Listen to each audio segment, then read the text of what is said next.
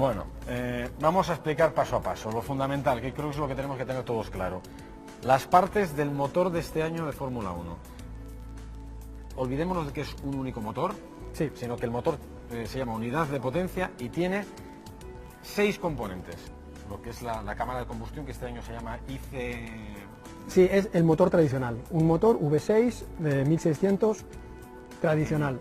Muy pequeño, claro, era 2400 antes, ahora es 1600, pero es un motor de combustión.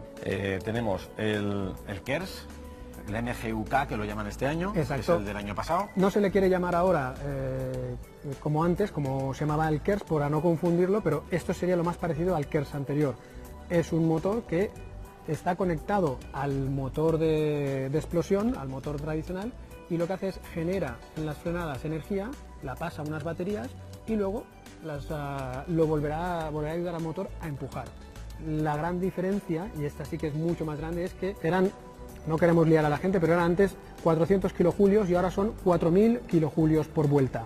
10 veces más. 10 veces más. Este es el número que hay que quedarse. Ahora es 10 veces más. Esto significa que la puedo usar, si antes usábamos 80 caballos durante 6,6 segundos, ahora tendremos 160 caballos, perdón, durante 33 segundos.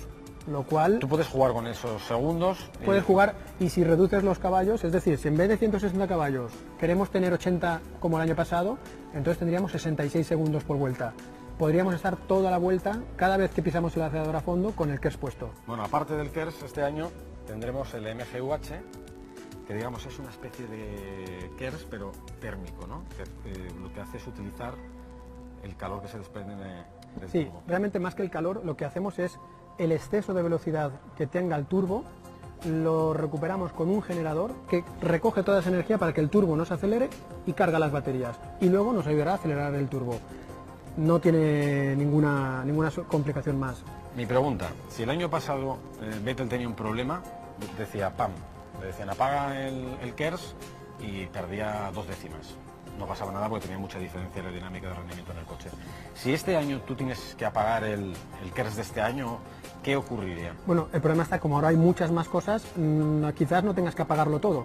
Si tienes que apagar lo que sería más parecido al KERS del año pasado, el MGUK, entonces vas a perder de 1,5 segundos a 2 segundos por vuelta. Estás muerto. Estás muerto en la carrera. Bueno, pues el MGUK y el MGUH sirven para cargar la batería, que es otra de las partes fundamentales. Realmente es una batería como las del año pasado, lo que eso sí, ahora tiene que tener mucha más potencia, ya que el reglamento nos permite mucha más energía, 10 veces más, por lo tanto la batería va a ser probablemente casi 10 veces más. Esto que estamos viendo aquí, esto sería la centralita, y esto que es más grande sería la La batería. ¿Y esto se calienta normalmente? Ahí está el problema. Cuando tú pones tanta energía en una batería, lo vemos con los móviles, cuando están cargando se calienta un poquito la batería del móvil. Ahora imaginaros que multiplicad eso por 4000 prácticamente. Sí, y aparte va a un voltaje bastante elevado. Cada vez que cargamos la batería y cada vez que la descargamos se genera un calor en la batería. Y un calor en los cables, en el cableado, pero sobre todo en las celdas de la batería. Ese calor hay que refrigerarlo. Y lo que se hace es refrigerar. Antes era por aire o por agua, o aceite, agua-aceite. Ahora prácticamente hay que ir por aceite-agua porque por aire va a ser complicado. Y este era uno de los principales problemas que tenía Red Bull en pretemporada. Problemas de refrigeración del cableado, de la batería. Muchas veces el problema es que si no están a temperatura óptima, las baterías funcionan mucho peor. Entonces tienen que tener unas temperaturas de trabajo y cuando están muy calientes no las puedes usar. Hay que esperar a que se enfríe. Entonces tienes que no usar el KERS durante un par de vueltas para que todas las temperaturas bajen y volver a usarlo luego. Lo que pasa es que sabes que perderás alrededor de 2 segundos Exacto. en esas vueltas que no utilices el KERS. Lo dicho, partes del motor, 6. La cámara de combustión, MGUK, MGUH, turbo, unidad electrónica y batería. Y ojo, solo tenemos 5 unidades de cada componente para toda la temporada. Y lo que dice la normativa, y esto hay que tenerlo muy en cuenta, sobre todo en la parte final de la temporada, la primera vez que utilices cualquiera de esos componentes, una sexta unidad de cualquiera de esos componentes, 10 posiciones de parrilla. Exacto. Ahora es igual de duro que antes, pero ahora ya no es por motor, es por cada uno de los componentes, lo cual te lo pone peor porque puedes tener un motor perfecto al cual se ha roto el turbo. y sería cambiar el turbo. Antes se podría cambiar un auxiliar, pero ahora no te dejan. Antes se podían cambiar las baterías y no había penalización. Ahora las baterías se consideran parte de la unidad. Entonces, Y estará algún aficionado diciendo, bueno, va, pues si se me rompe el turbo y tengo que poner la sexta unidad de turbo, lo cambio todo.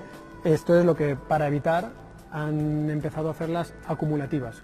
Es decir, cuando cambias una cosa, luego si cambias la siguiente, también te pone más penalizaciones de posiciones y además luego se pasan a la siguiente carrera, lo cual dices, bueno, si en esta carrera salgo último, pues cambio todo. Tampoco te No, vale. además, en una carrera, si cambias toda la unidad de potencia, es decir, la unidad de combustión, el KERS, el NGUH, turbo, todo, tienes que salir desde pit lane, con lo cual no merecerá tanto la pena, sobre todo si estás compitiendo en la parte de arriba. Exacto.